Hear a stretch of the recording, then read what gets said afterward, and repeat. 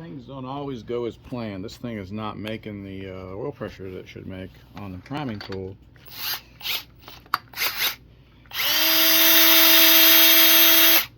That's sad. It should be making 60. It should bounce off the spring. That's no good. It should be it should be 70 or 80, and it should be not as what's the word I'm looking for? It looks like it's aerated. So what did you do wrong, Steve? Don't know. I took the bypass valve out. It's not stuck. I changed it anyways, put a different spring in it. That didn't fix it. I know I have 5 quarts of oil in it, so we'll back up and punt on this one. Thoughts are maybe there's an issue in the cover that I missed, or possibly when I knocked the cam bearing in, I knocked the cam bearing in wrong and it's got a massive leak. To drop oil pressure like that, there's got to be a pretty good leak somewhere in it. So